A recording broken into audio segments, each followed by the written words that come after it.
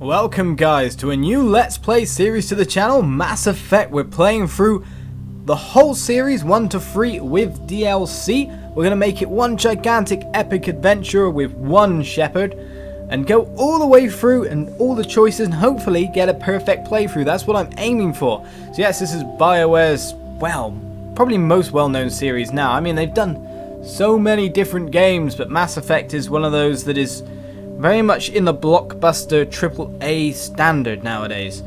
It's considered to be one of the best games out there, more or less, by a lot of people. So I thought we'd mix up the channel a little bit. Instead of doing a lot of Japanese RPGs, why don't we try a Western one? So we're going to start with a completely new Shepard. We're going to just do it from scratch all the way through, and hopefully at the end of it, by the end of Mass Effect 3, I have not played Mass Effect 3 yet, so that'll be completely blind, let alone remembering everything that's happened before. So this is kind of like a non-guide-ish, going through it and hopefully winging it, and ending up at the other end with a perfect playthrough. To Alliance military database. Classified information requested. Establishing secure connection. Establish it faster then. I want to create my Shepard. Secure connection confirmed. Okay, due to your covert N7 status, ID records are incomplete. Please confirm identity from the records below or register manually. Or we're going to enter a new ID, of course. Manually enter career info and physical stats into the Normandy crew database. And now here's the thing that might be a little bit different. I've always played as a male Shepard before. I've always played as a male character, but I've heard that the voice actress for female Shepard is actually 10 times better at conveying the character than male Shepard's actor is. So yes, she's pretty damn good. I think it's Jennifer Hell, if I'm not incorrect. If I am, then I'll correct myself on a later date. Supposedly she's absolutely amazing as Shepard. It's the difference between good voice acting and very, very, very good voice acting. So we're going to play as her. Starting off as Jane, because John and Jane Doe, of course. Olizandria. Luckily enough, I've got a feminine version from my World of Warcraft days of my gamer tag, so we're going to use that. Basically by adding a couple of letters, or in fact just one letter. Changes it to a feminine standpoint. Excellent. Please log in to access your profile. Sure thing.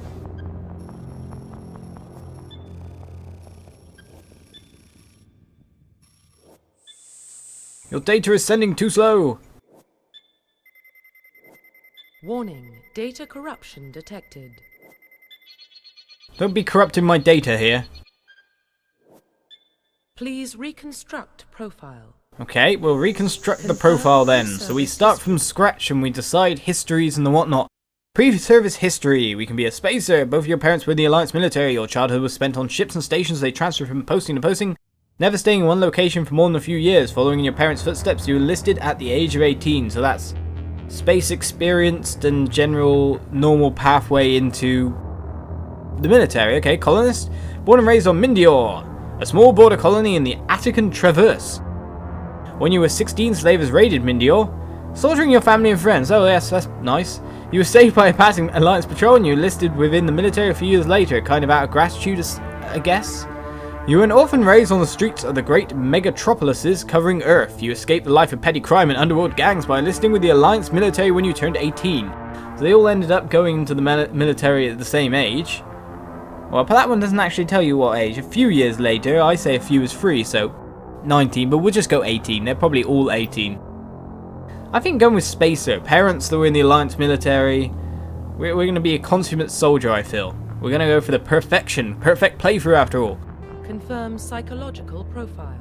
Okay, Soul Survivor, War Hero, and Ruthless. Ruthless first. Throughout your military career, you have held fast to one basic rule: get the job done. You've been cold, calculated, and brutal. Ah, this doesn't sound like me. Your reputation for ruthless efficiency, well, that sounds better, makes your fellow soldiers wary of you, but when failure is not an option, the military always goes to you first. Like the loose cannon. Soul Survivor, during your service, a mission you were on went horribly wrong. Trapped in an extreme survival situation, you had to overcome physical torments and psychological stresses that would have broken most people. You survived while all those around you fell, and now you alone are left to tell the tale. That sounds kind of drastic as well. Maybe we'll go for the prim and proper war hero in this. Early in your military career, you found yourself facing an overwhelming enemy force. You risked your own life to save your fellow soldiers and defeat the enemy. Despite the impossible odds, your bravery and heroism have earned your medals and recognition from the Alliance fleet. Sounds fine to me. I'd rather have a distinguished career than want to be the one that no one wants to work with because I possibly kill them or get them killed, and the one that has loads of people die around me. It's like complete and utter pariah. Confirm military specialization. Now this is a lot of choice here. For the Let's Play, I've decided to go with one of the in-between roles down here, because these are the straight roles. You can either be a soldier, a burly guy, gets in there, kills people with lots of weapons, an engineer, which uses very much electronic stuff, and adepts, which use kind of spells and biotics and all that. But I'm going to go for a mixed one, and I'm going to go for the infiltrator, because I always like playing with sniper rifles in games like this. I always like doing the range stuff, but I think because of a previous playthrough I can add the talent of having an assault rifle, so therefore I can just completely mix it up as a soldier with a little bit more, you could say. Maybe not in the way of armors and defenses, but you know, just a little bit more into the playthrough. So we'll be doing some bits with sniping and other bits that are close combat and getting in there. Assault rifles, thank you. Confirm facial identification. Well, FemShep is FemShep. I think the default is probably good enough. We'll have a little bit of look through. Go for eyes. Eye color, where is it? Let's change that a bit. Personally, I like redheads, so that's pretty cool just having red hair itself. I prefer longer hair, but I guess a military woman would not really have long hair. Blue eyes. Go for dark red eyes. But I think blue eyes is a generally nice eye colour to have, because it's not like I have that eye colour myself or anything. No. Nose. Your nose is a bit too odd, actually. We'll just change the eye colour, I think, mainly. Hair, makeup. We can change makeup. Let's change her blush. You really don't notice the difference, but our Shepherd goes out there with makeup on, because that makes sense. Jaw, anything? No, we'll just go with a standard Shepherd, I guess. Unless we can change the scars. Scars. Okay, that's a bit of a drastic scar. One under the eye. Lips and mouth. One right across the face. They're getting more drastic as we go down the menu here. Some of these scars aren't very easily seeable, though. That just makes me think of all those people that think it's cool to kind of like cut lines down their eyebrows rather than a scar. We'll go with that one, I think. We'll ruin the beauty of the face just a little bit. Not that you can say, old generation graphics, hooray! Profile reconstruction complete. So we are Olizandria Sheperd, a spacer, a war hero, and an infiltrator, and that will be the basis of our Let's Play as we go on. Of course, we can switch up the class or switch up the playstyle in each game as we go along, but this is what we're going to be playing through with. So step back, sit back in your chair even, and enjoy as we start the opening scenes. Once you change, confirm your character is complete, you will be unable to change in settings. Are you not going to let me do the opening scenes after I said that? Combat difficulty is fine, auto level up. We'll let you do the squad. I don't mind you doing the squad. Subtitles, yes. Target assist, maybe not high. Normal will do. Squad power usage, active. I prefer defense, actually. Keep yourselves alive rather than... Oh, we'll just go with active for now, and we'll change it later. And auto-saves. When enabled, the auto-save option periodically saves your process. You will not be prompted when the save occurs, and it will always overwrite the same auto-save file. Please do not remove any... That's cool with me. Yep, fine. Let's go into the gameplay. Enjoy, sit back, and watch everything unfold.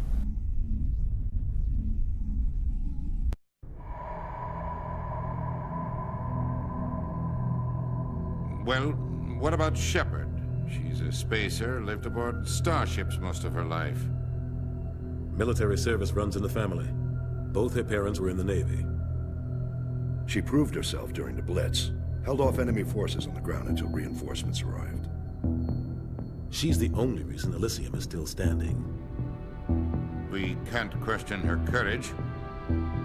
Humanity needs a hero, and Shepard's the best we've got. I'll make the call. In the year 2148, explorers on Mars discovered the remains of an ancient spacefaring civilization. In the decades that followed, these mysterious artifacts revealed startling new technologies, enabling travel to the furthest stars. The basis for this incredible technology was a force that controlled the very fabric of space and time. They called it the greatest discovery in human history. The civilization, as the galaxy call it.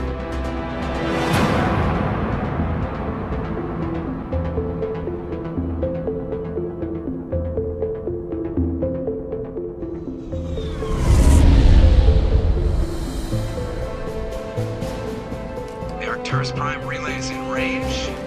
Initiating transmission sequence.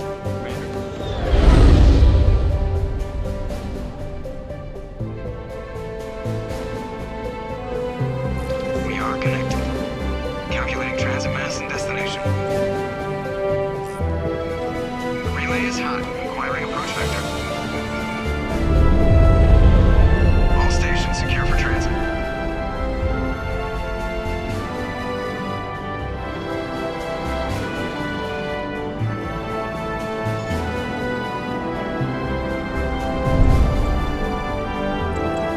Board is green. Approach run has begun.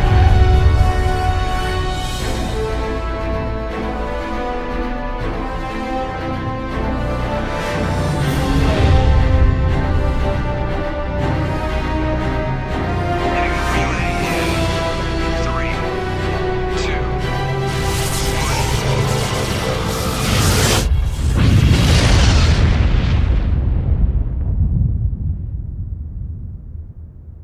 Thrusters, check. Navigation, check. Internal emissions sync engaged. All systems online. Drift, just under 1500K. 1500 is good. Your captain will be pleased. I hate that guy. Nihlus gave you a compliment. So you hate him. You remember to zip up your jumpsuit on the way out of the bathroom? That's good. I just jumped us halfway across the galaxy and hit a target the size of a pinhead. So that's incredible. Besides, Spectres are trouble. I don't like having them on board. Call me paranoid. You're paranoid. The Council helped fund this project. They have a right to send someone to keep an eye on their investment. Yeah, that is the official story. But only an idiot believes the official story. They don't send Spectres on shakedown runs. So there's more going on here than the captain's letting on. Joker, status report. Just cleared the mass relay, Captain. Stealth systems engaged. Everything looks solid. Good. Find a comm buoy and link us into the network. I want mission reports relayed back to Alliance brass before we reach Eden Prime. Aye, aye, Captain. Better brace yourself, sir. I think Nihlus is headed your way. He's already here, Lieutenant. Tell Commander Sheperd to meet me in the comm room for a debriefing. You get that, Commander? He sounds angry. Something must have gone wrong with the mission. Captain always sounds like that when he's talking to me. Can't possibly imagine why. Can't possibly imagine why indeed. We got Paragon points from that though, and we are active and moving. So I probably will talk every so often during those dialogue sequences just when we're choosing, maybe if there's a big choice to make, but I prefer not to speak during cutscenes of course, so I'll avoid that like the plague. The captain's waiting for you in the comm room, Commander. Okay, comm room it is. You probably don't want to keep the captain waiting, Commander. Well, you're so pushy. Aren't I outranking you? Stop telling me to do stuff. Right then, what we got here? I'm telling you, I just saw him. He marched by like he was on a mission. He's a Spectre. They're always on a mission. And we're getting dragged, right along with him. Relax, Presley. You're gonna give yourself an ulcer. Gonna give yourself an ulcer, sir, okay. Congratulations, Commander. Looks like we had a smooth run. You heading down to see the captain? Sounds like you don't trust Arturian guest. Sorry, Commander. Just having a chat with Adams down at engineering. I didn't mean to cause any trouble. But you have to admit, something's odd about this mission. The whole crew feels it. You think the Alliance brass is holding out on us? If all we're supposed to do is test out the stealth system, why is Captain Anderson in charge? And then there's Nihlus. Spectres are elite operatives, top covert agents. Why send a Spectre, a Turian Spectre, on a shakedown run? It doesn't add up. I'll see if I can get some answers when I see him. Good luck, Commander. Let's get some answers. Everyone is suspicious, it seems. Absolutely everyone. I grew up on Eden Prime, Doc. Which way to the ship, sir? Hello, Dr. Chakwas. What do you think, Commander? We won't be staying on Eden Prime too long, will we? I'm itching for some real action. I sincerely hope you're kidding, Corporal. Your real action usually ends with me patching up crew members in the infirmary. You need to calm down, Corporal. A good soldier stays cool even under fire. Sorry, Commander, but this waiting's killing me. I've never been on a mission like this before, not one with a Spectre on board. What to inspect, I wonder? What do you know about the Spectres?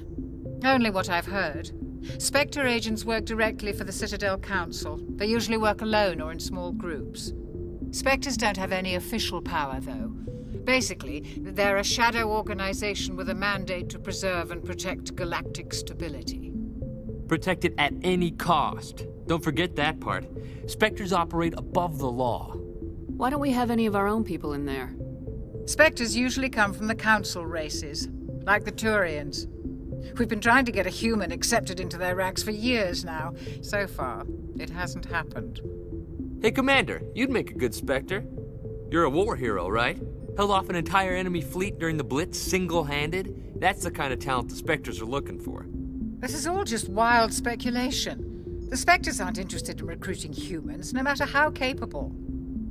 Okay then, that's all I really want to know. The captain's waiting for me. Goodbye, Commander. Mainly because I'm slightly confused right now because, wait a second, I held off a whole entire fleet? That sounds really big. Single-handedly? That means, like, without anyone? Was I in a ship? Did I just have some kind of massive cannon on the ground? I've given myself a completely inflated ego-type character, I feel, with the war hero thing. So, Nihlus, we come to talk with you, looking at lovely scenery. Commander Sheperd, I was hoping you'd get here first. It will give us a chance to talk. What about? I'm interested in this world we're going to, Eden Prime. I've heard it's quite beautiful. Beautiful, probably beyond. They say it's a paradise. Yes, a paradise. Serene, tranquil, safe. Eden Prime has become something of a symbol for your people, hasn't it? Proof that humanity can not only establish colonies across the galaxy, but also protect them. But how safe is it, really? Do you know something? Your people are still newcomers, Sheperd. The galaxy can be a very dangerous place. Is the Alliance truly ready for this? I think it's about time we told the Commander what's really going on. This mission is far more than a simple shakedown run. I figured there was something you weren't telling us. We're making a covert pickup on Eden Prime. That's why we needed the stealth systems operational. There must be a reason you didn't tell me about this, sir? This comes down from the top, Commander. Information strictly on a need-to-know basis. A research team on Eden Prime unearthed some kind of beacon during an excavation. It was Prothean. I thought the Protheans vanished 50,000 years ago. Their legacy still remains. The mass relays, the Citadel, our ship drives. It's all based on Prothean technology. This is big, Sheperd. The last time humanity made a discovery like this, it jumped our technology forward 200 years. But Eden Prime doesn't have the facilities to handle something like this. We need to bring the beacon back to the Citadel for proper study. Obviously, this goes beyond mere human interests, Commander. This discovery could affect every species in Council space. Why didn't we keep the beacon for ourselves? You humans don't have the best reputation. Some species see you as selfish, too unpredictable, too independent, even dangerous. Sharing that beacon will improve relations with the Council. Plus, we need their scientific expertise. They know more about the Protheans than we do. The beacon's not the only reason I'm here, Sheperd. Nihlus wants to see you in action, Commander. He's here to evaluate you. What's going on, Captain? The Alliance has been pushing for this for a long time. Humanity wants a larger role in shaping interstellar policy. We want more say with the Citadel Council. The Spectres represent the Council's power and authority. If they accept a human into their ranks, it shows how far the Alliance has come. You held off an enemy assault during the Blitz single-handed. You showed not only courage, but also incredible skill. That's why I put your name forward as a candidate for the Spectres. Just gotta stop there. At least this guy gives me a little bit more of a realistic story. Just an enemy assault in a blitz, not a fleet of enemies. The guy out there is completely exaggerating, surely. Why would a Turian want a human in the Spectres? Not all Turians resent humanity. Some of us see the potential of your species. We see what you have to offer to the rest of the galaxy, and to the Spectres. We are an elite group. It's rare to find an individual with the skills we seek. I don't care that you're human, Sheperd. I only care that you can do the job. I assume this is good for the Alliance. Earth needs this, Sheperd. We're counting on you. I need to see your skills for myself, Commander. Eden Prime will be the first of several missions together. You'll be in charge of the ground team. Secure the beacon and get it onto the ship ASAP. Nihlus will accompany you to observe the mission. Alright, so we obviously have some point of investigation to do. We can learn about certain things. What do you know about the Protheans? Just what they taught us in school. They were a technologically advanced species that ruled the galaxy 50,000 years ago. Then they vanished. Nobody really knows how or why, though I've heard plenty of theories. But everyone agrees, galactic civilization wouldn't exist without them. Their citadel is the very heart of galactic society, and without their mass relays, interstellar travel would be impossible. We all owe the Protheans a great debt. I'd like to know more about Eden Prime before we touch down. It's a peaceful farming world, but it represents something much bigger. Eden Prime is one of our oldest and most successful colonies. It proved we were ready to face the challenges of settling new worlds, to forge a place for humanity beyond Earth. It symbolizes humanity's growth and evolution as a spacefaring species. And after this, it will be known as the world where humans made a discovery of galactic importance. Why is this beacon so important? All advanced galactic civilization is based on Prothean technology, even yours. If we hadn't discovered those Prothean ruins buried on Mars, we'd still be stuck on Earth. That was just a small data cache. Who knows what we can learn from this beacon? What if it's a weapons archive? We can't let it fall into the wrong hands. Like who? The Attican Traverse isn't the most stable sector of Citadel space. There are plenty of raiders and criminal groups active in the region. They might figure a Prothean beacon is worth the risk of attacking an Alliance ship. Plus, Eden Prime is right on the border of the Terminus systems. The Attican Traverse is under Citadel protection. If the Terminus systems attack, it's an act of war. Technically, yes. But some of the species in the Terminus might be willing to start a war over this. The last thing the Council wants is to get dragged into a major conflict with the Terminus systems. We have to keep this low-key. And so we've learned all we can. It's good to kind of pick up as much backstory as possible as we get into the game. We've learned something about raiders and everything else, Protheans, beacons, exactly what they mean to us and the universe as a whole. So let's go. Just give the word, Captain. We should be getting close to Eden. Captain, we got a problem. What's wrong, Joker? Transmission from Eden Prime, sir. You better see this. Bring it up on screen.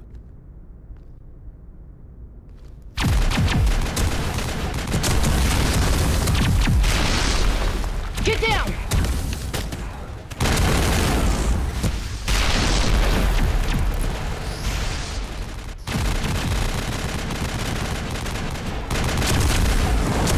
We are under attack, taking heavy casualties. I repeat, heavy casualties. We can't get evac. They came out of nowhere. We need...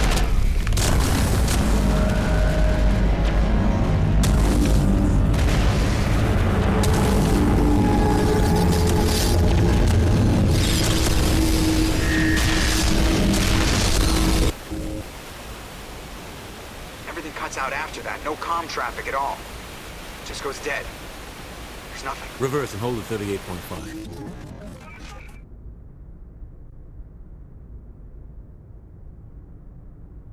Status report. 17 minutes out, Captain. No other Alliance ships in the area. Take us in, Joker, fast and quiet. This mission just got a lot more complicated. A small strike team can move quickly, without drawing attention. It's our best chance to secure the beacon. Grab your gear and meet us in the cargo hold. Tell Alenko and Jenkins to suit up, Commander. You're going in.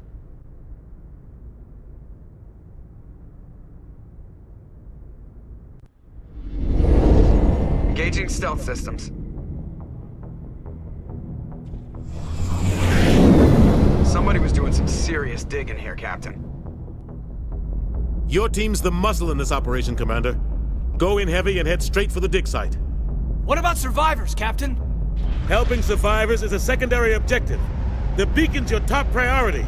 Approaching drop point 1. Nihlus, you coming with us? I move faster on my own. Nihlus will scout out ahead. He'll feed you status reports throughout the mission. Otherwise, I want radio silence. We've got his back, Captain. The mission's yours now, Shepard. Good luck. We are approaching drop point 2.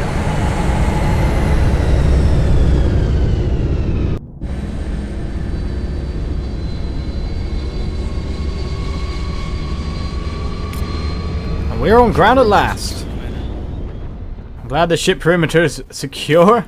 I don't really want to land in an enemy war zone here. This place got hit hard. Let's have a look at these guns. I will keep my guard up, don't worry about it. We're just going to check out the controls a bit here. Right trigger for shoot. Even though I can't hit anyone, strangely enough. Is there a crouch button? Yes, there is. It doesn't increase accuracy, though. It does in a lot of games. What do you mean, damn? I'm blowing up balloon things. Target practicing. Okay, right bumper for abilities. Looks like it. Let's map one of them then, or get info on them. Okay, damages enemy shields within a certain radius. Overheats nearby enemy weapons and burns them for minor damage. I think that one will probably be more useful. So we'll map that up to the right bumper. And kill another floaty thing. With excellent aim, and left bumper brings us up weaponry. So we have an Avenger sniper rifle. And a Lancer 1. Assault rifle from our talents. Not lacking in anything. Now, which way do we go is the main problem. Which way do we go? And is there any run button? There's definitely something over here, that's for sure. Okay, upgrade kits, armor upgrades and whatnot. It's fine, cool. Richard L. Jenkins. You seem a bit too panicky. Don't worry, we're fine. I need to take my helmet off. I don't want my helmet on. Ah, this way. Pathway, let's go. As fast as can not be.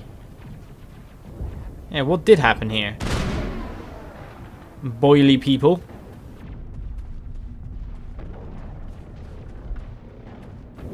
Someone's been boiling humans.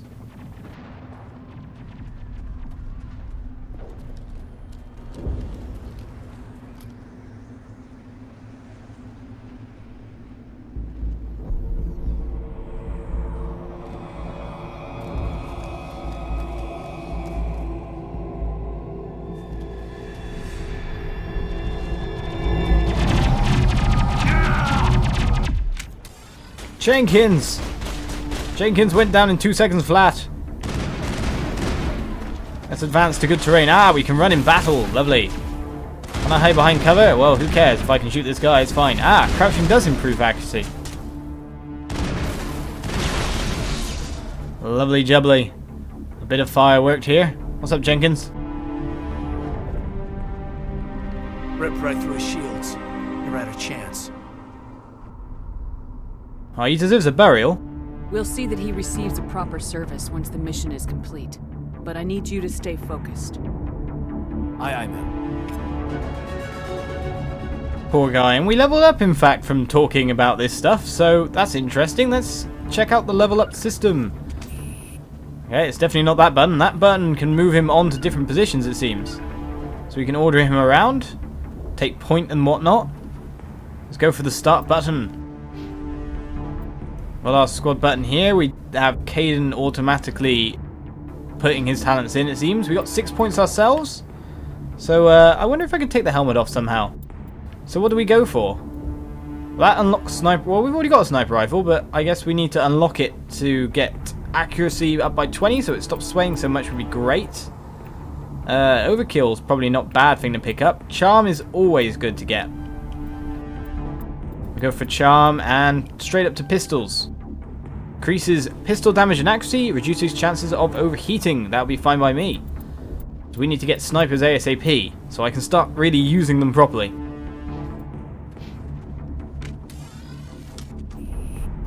Because at this point in time... Oh, I'm using Medigel by accident. Okay, why is the Medigel button... Oh god, we got enemies. As you see, the sway is immense. And I... Oh no, I did snipe that guy right out of the sky. And that one. Oh my god, sway. I've got some burned out buildings here, Shepard. A lot of bodies. I'm gonna check it out. I'll try to catch up with you at the dig site. Pardon me, Nihlus. I'm more worried about the blooming sway. Hopefully no more enemies abound. This is a prime point for ambush, that's for sure. Geth recon drones, go down. Another one. No more. Oh, there's one. Somewhere. Over there. Bit of controlled fire. Always good for taking things down with good accuracy.